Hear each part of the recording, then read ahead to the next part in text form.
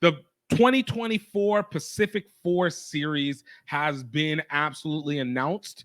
All right. Like, we are looking at what can be now a very significant factor into what plays for the 2025 Rugby World Cup in terms of placement, but also a direct impact with the WXV tournament, the new international test schedule tournament, the 3 tiers, 1, 2, and 3, that is now started off this past year for real. Really started off this past year for real, but it's really taken off and has real significant value. So, before we get it all started up and whatnot, what is the Pacific Rugby? What is the Pacific Force Series? Well, look, the Pacific Force Series is the rugby series for women that takes on Australia, New Zealand, USA, and Canada. It was one to be able to get a little bit of work for the Americas and help develop them up. And of course, a great rivalry with New Zealand and Australia, two of the top teams. So, in one hand, New Zealand and Australia try and tap into the U.S. market. And on the other hand, USA and Canada go ahead and increase their work of play to be able to make, get better as it goes. But why does this year matter probably more than anything else? Well, there's been some changes. There's been some changes, people. All right. And in this one, the winner of this gets a spot, an automatic spot into the Women's Rugby World Cup 2025 that's going on for next year, a spot that hasn't been filled yet. On top of that, the top three winners get to go and play in the WXV1 tournament. Now, this is significant because in WXV1, there was nobody that's supposed to be relegating into it for a few years. So the initial set was the USA was sitting at WXV2. You had your top tiers, Canada, England, Wales, Scotland. I think I said England. All competing, and New Zealand and Australia, all competing in the WXV1. And basically they had a competition. Nothing really changed. The people who won absolutely won when New Zealand, and the people who lost, just stayed, which was, I think, Wales in that situation. But this lets a spot. That also means that there's somebody that's getting relegated outside of the WXV1 positioning.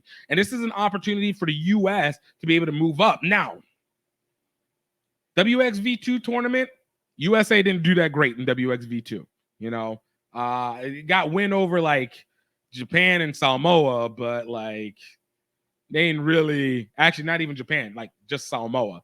And they didn't do great in the 15s tournament, right? But again, an opportunity to be able to get two things out of this. One of the automatic biddings, because right now the USA and Australia are the only two teams that don't have an automatic bidding, simply because New Zealand and Canada finished in the top 4 in the Rugby World Cup in 2021. So they got automatic billing going into 2025 Rugby World Cup. Australia and the U.S. are now absolutely looking to be able to get an immediate spot on there. Right? It's an immediate spot. And so that would cut the amount of time if the USA can play up. And I think this is going to speak a lot of volumes. Now you got a brand new head coach in Sion Fukusoa for the women's head coach, who's from Australia and had worked under the Australian rugby union with the women. So not only do you have the secret sauce and one of the guys who's trained them up, but you also have the ability to have a guy who has a different perspective and can choose the right players, as well as increase the level of competition that can be ready for this WXV, for this Pacific Force series. Like, the U.S. has an opportunity to make a name for itself. No more testing. All right. No more trying to be like, hey, what can we do? Because the worst thing that you could ask for is that the USA lets themselves get relegated to going through the Rugby Americas North and trying to win in that, which is a competition they really arguably could win. They're not going against Canada, so there's no worries about a finish from there. And the Caribbean teams and Mexico aren't exactly the strongest. But why wait until the last second? Why wait until the last second? Why not go ahead and get the kick? So I think this Pacific 4 series is going to be a huge opener for the USA head coach Sion and what he does with this team moving forward. All right. So it starts in April 27th. It's going to be hosted in Australia, New Zealand, and USA. USA will take on Canada April 27th. Saturday of May 11th, it'll be New Zealand versus USA in New Zealand, and Australia versus Canada in Australia. The 17th of May, a week later, it's going to be Australia versus USA in Australia, which will be a very pivotal game for that USA team, really for both of them, but particularly for that. And then on May 25th, New Zealand versus Australia for what would be pivotal for Australia, but I think it's just simply a 2025 warm-up for New Zealand as they try and set themselves up and get them figure out their team over the next 18 months. You know, they're going to be bringing in a lot of new people, but we know they're probably basically going to have about the same people they've had for the last, almost decade now, 8 years by 2025. So 7 years.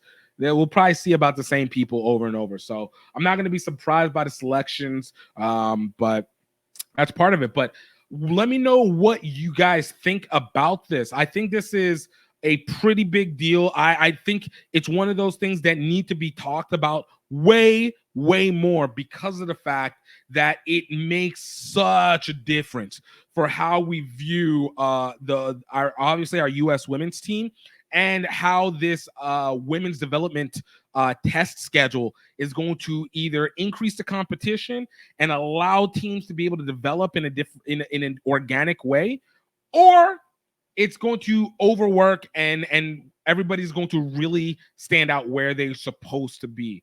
I think it's huge. And for the U.S., very big because of 2033. This is where it really gets started. And on that development, we have a solid, 8 years to get ready. 7 years, 6 years, 6 years to get ready. Yo, what do we got to do? What do we have to do? That doesn't make sense. 6 years is too short. It's a solid 8 years to get ready. Solid 8 years to get ready. So let me know what you guys think about this. Where do you feel like this USA team needs to repair themselves? Where do you feel like they need to go? And of course, who do you think is going to come out on top of this? It matters. So you need to know about it. I ain't convinced.